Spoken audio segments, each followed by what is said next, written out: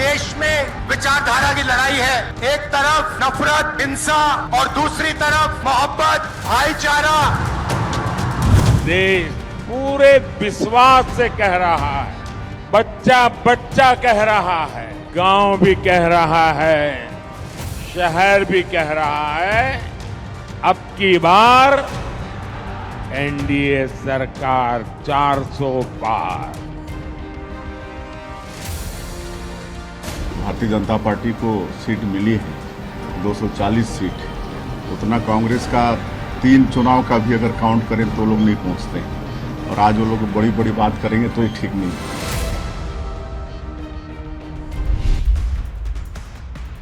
2024 का आम चुनाव खत्म हो गया, नतीजे आ गए। एनडीए ने पूर्ण बहुमत से सरकार बना ली।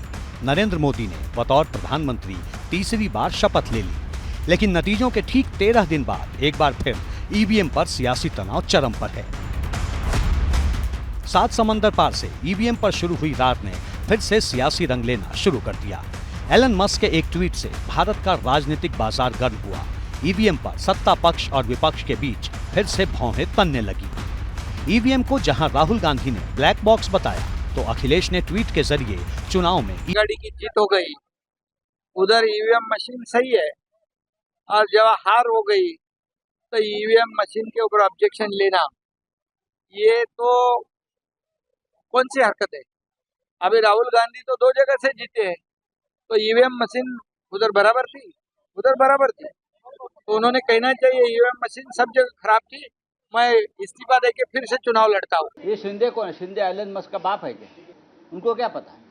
पैसे की बात करो, मैंने कितना पैसा बांटा है चुनाव जीतने के लिए। जिस अखबार ने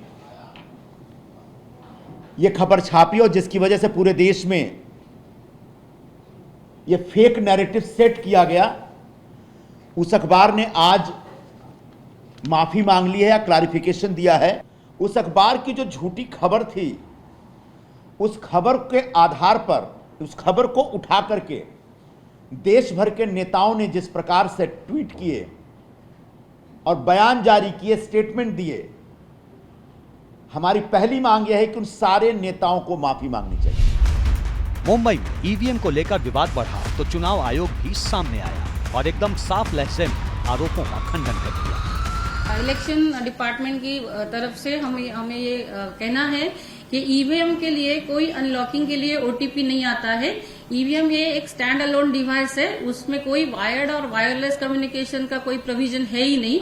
सो जो न्यूज है वो गलत न्यूज है और किसी भी आधारहीन न्यूज है। आपको याद होगा कुछ दिन पहले जब प्रधानमंत्री मोदी ने संसद के सेंट्रल हॉल में 70 मिनट का भाषण दिया था, उस दौरान पीएम ने ईवीएम को लेकर विपक्ष पर जबरदस्त तंज कसा था। 4 जून के नतीजे चल रहे थे तो मैंने किसी को पूछा, यार ये तो ठीक है आंकड़े वांकड़े, तो मुझे ये बताओ कि ईवीएम जिंदा है कि मर गया। ये लोग तय करके बैठे थे कि भारत के लोकतंत्र और लोकतंत्र की प्रक्रिया के प्रति विश्वास ही लोगों का उठ जाए, और लगातार ईवीएम को गाली देना। और मुझे तो लगता था कि शायद इस बार वो ईवीएम की अर्थी का जुलूस निकालेंगे, लेकिन 4 जून शाम आते आते उनको ताले लग गए, ईवीएम ने उनको चुप कर दिया। इधर कांग्रेस नेता उदय राज तो एक कदम आगे निकल गए। एलन मस्क को दुनिया का सबसे बड़ा टेक्नोक्रेट बता दिया। एलन मस्क को पता है इस बात का कि धरती से लाखों किलोमीटर दूर सैटेलाइट को कंट्रोल किया जाता है। वो सैटेलाइट भी तो एलोन होती है, तो इनको क्या मालूम, उनके सामने तो बच्चे हैं ये सब। और ईवीएम से चुनाव में घपला हो रहा है, अभी ईवीएम हटाया जाना चाहिए। कांग्रेस के आरोपों का बीजेपी के नेता और मंत्री भी चुन चुन कर जवाब दे रहे हैं। चट भी मेरी पट भी मेरी नहीं चलने वाली। आप जीते तो ईवीएम हीरो और आप हारे तो ईवीएम जीरो। ये नीति कांग्रेस की जान चुकी है और इसलिए देश की जनता ने तीसरी बार प्रधानमंत्री नरेंद्र मोदी जी की सरकार पूर्ण बहुमत के साथ बनाई है। कुल मिलाकर ईवीएम एक बार फिर राजनीति के केंद्र बिंदु में है। ईवीएम पर यह सियासी संग्राम कब और कहां जाकर थमेगा, ये कहना मुश्किल है।